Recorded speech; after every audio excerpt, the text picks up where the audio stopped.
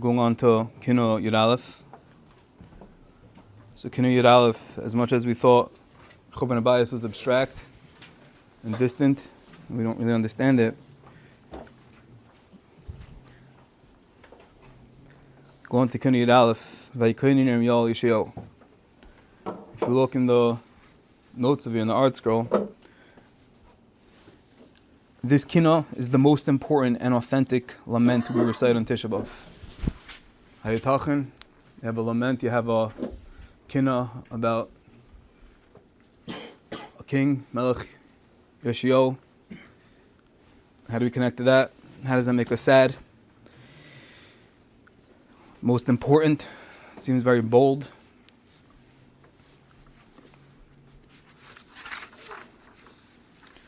So just to understand briefly the history and what happened over here.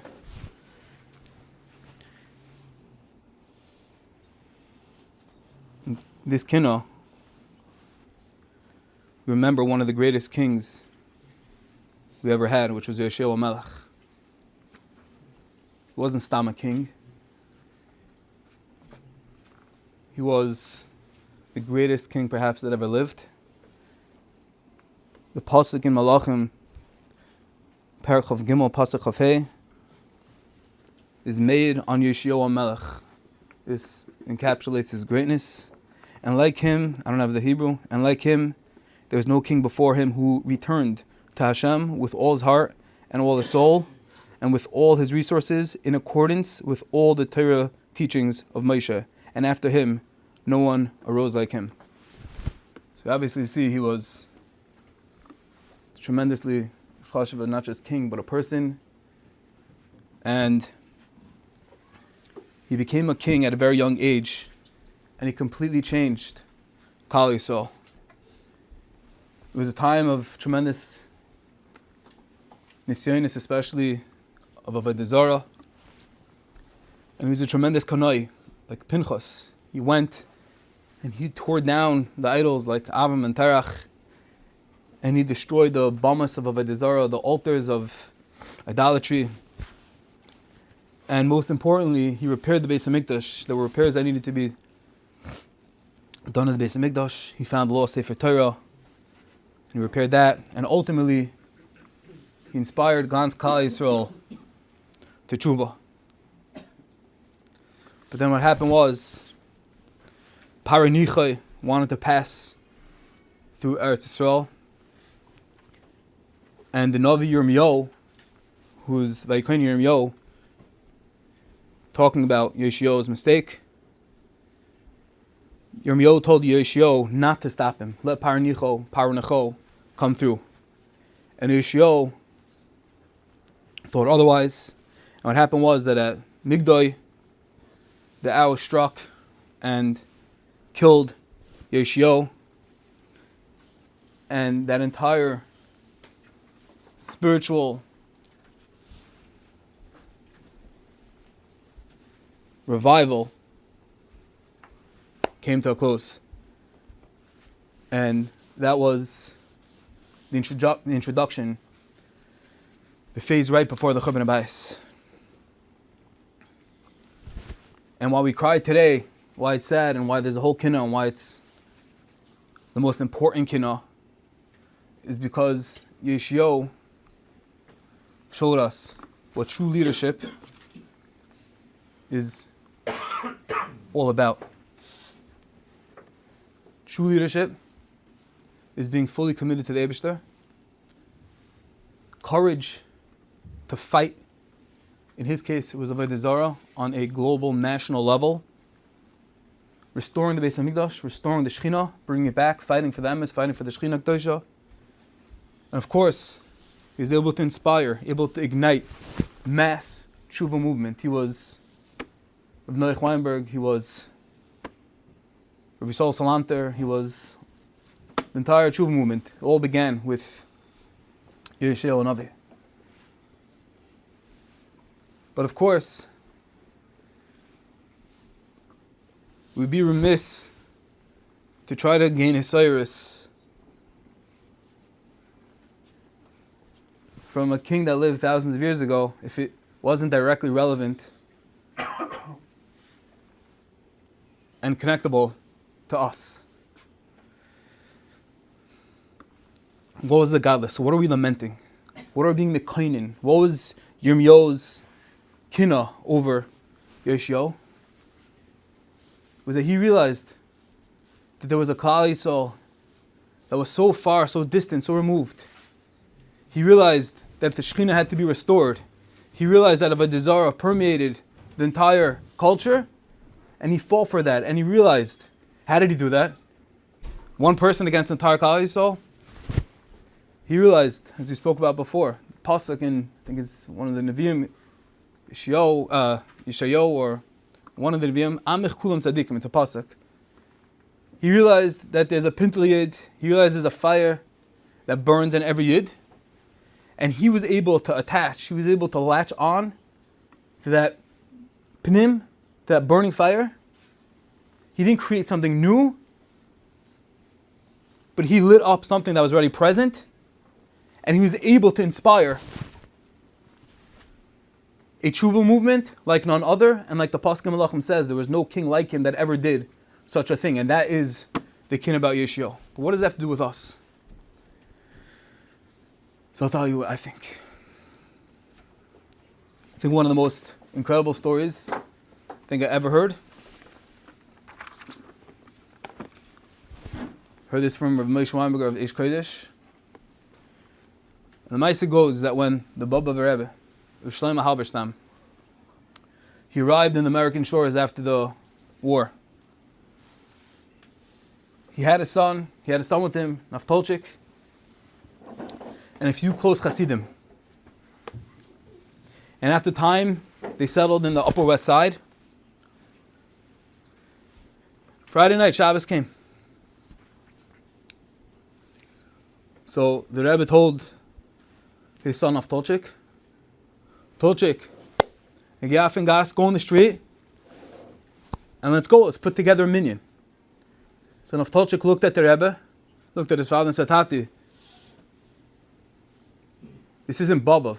This is the Upper West Side. Post-Holocaust. Where exactly do you think we're getting a minyan? And the Rebbe said,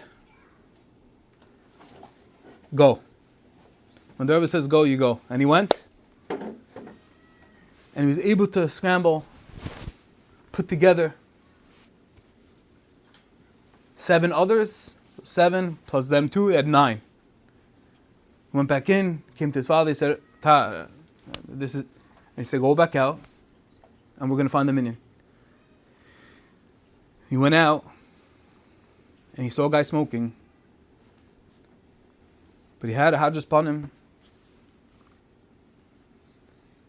And he said, Rabbi Yid. And he said, how do you know I'm a Yid? And he said, you look like a Yid. He said, could you come join us for tefillas tonight? He said, sure. He came in, smelling like smoke with his jeans, shit off the street. Still not sure how he understood that he was a Yid, but okay. He came in, and this Yid said, I'm coming in there with one condition. He told the Rebbe, he said, I'm only joining your minyan if you let me down for the Amud. So the Rebbe said, for sure, no problem. And he conducted the most beautiful tefillah the Rebbe ever heard. Beautiful voice, chazanas, all the dikdukim, stunning. And every week became the custom. They would be able to scramble a minyan together, and they would always wait for this Yid number 10 to pull through, and week after week he would come back, he would down for the Amud, and they never really exchanged any information, what's your name, where do you come from, but that was the minyan. And after months passed,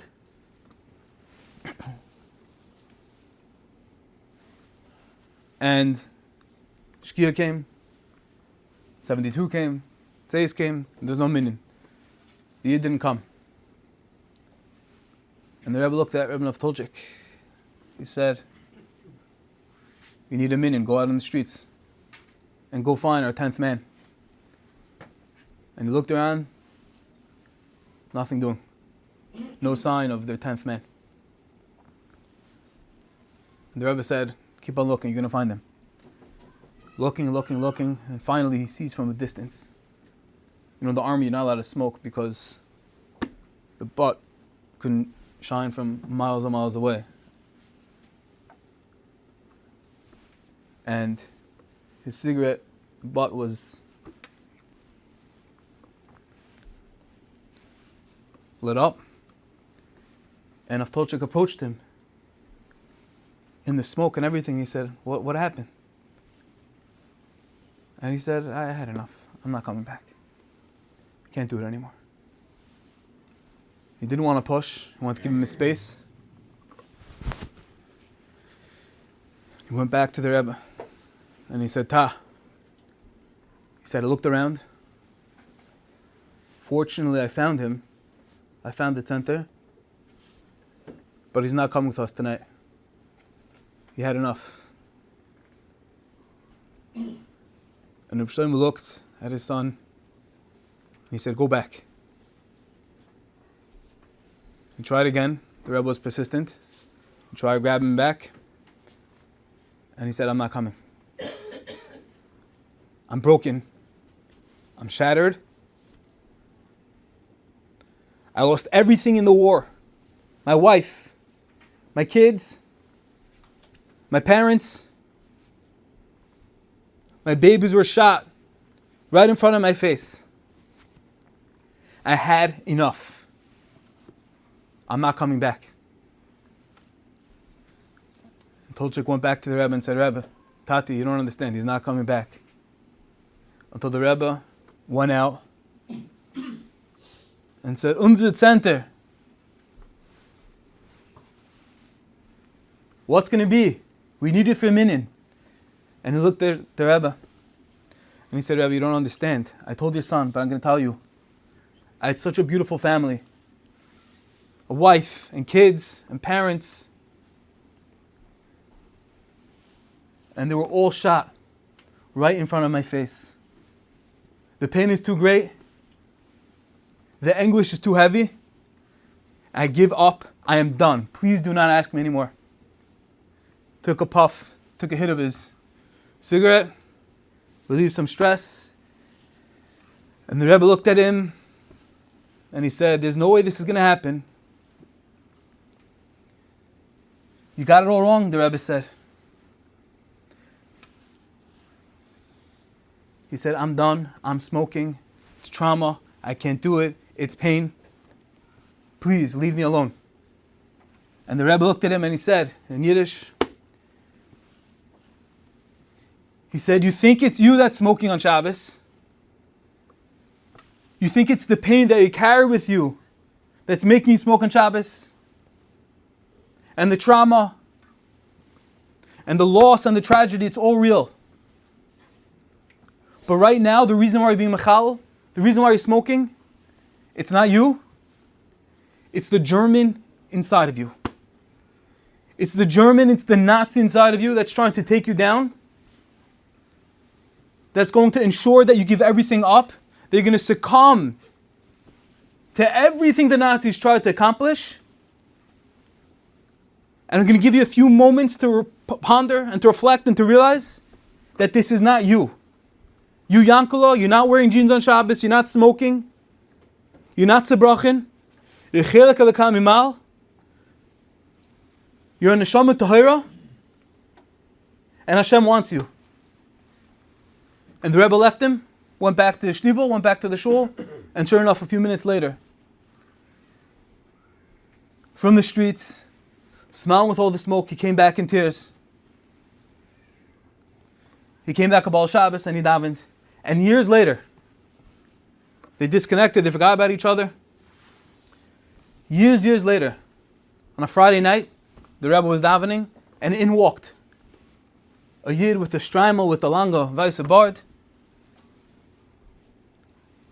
This is already way after the Rebbe became the Baba of the Rebbe, well known. And this Yid came over to the Rebbe and said, you probably don't remember me. And he said, I really don't, but Shalom Aleichem, Good Shabbos. What's your name? Who are you? And he said, I'm the center. I'm that 10th man that you could have left on the street. You could have left me smoking. You could have let me become a victim to all my trauma and pain. But you didn't give up on me. You didn't leave me abandoned and forlorn. You trusted me and you reminded me that I'm wanted, that I have value, that HaKadosh Baruch Hu wants me. And ever since then, I realized that it's Taka, the German inside of me, that's taking me down. And after they shot out my entire family, I decided at that moment I'm taking the initiative, I'm taking the stance, and I will shoot, I will destroy now that German inside of me. I changed the entire course of my life. I came back. He rebuilt. He's a beautiful family. Yiddish Nachas Kinder. Jarashow Kayama. Vaikoinin Yirmiyo al Yeshio. The lament, yes, was for Yeshio on all that he accomplished, on all that he done, on the truth that he inspired, they ignited. But for all of us, there are people we're supposed to come. There are she'ifas, there's a vision. We just said Shabbos Chazoin. Chazoin means a vision. And we're reminded during this time, as broken and as shattered and surrounded by tragedy as we are, on Tisha B'Av, there's an avodah, there's a mandate, there's a directive. And Hashem says, remember me, remember that there was Churban Abayis, but remember that there's rebuilding, remember that there's Gula, redemption. And remember that there's not just redemption for the Beis HaMikdash, but there's redemption, there's building for each and every Yid. To rebuild, to realign with that vision, to realign with what we're meant to be, what we're meant to become. And as we read this Kinnah of destruction over this great Yeshua Melech, we all have to think, envision in our mind during this Kinnah, where am I meant to be, what am I meant to become? What are the dreams? The vision that Hashem had when He created me? And while we lament and we think about Churban on Tisha B'Av, let's think about ourselves. Let's think about what we can become. And when we envision and try to readjust, realign with what we're supposed to become, with the binyanim that we're supposed to become, that will give Hashem nachas ruach, and that will hopefully be a catalyst for HaKadosh Baruch Hu to rebuild the Beis HaMikdash for all of us soon to come.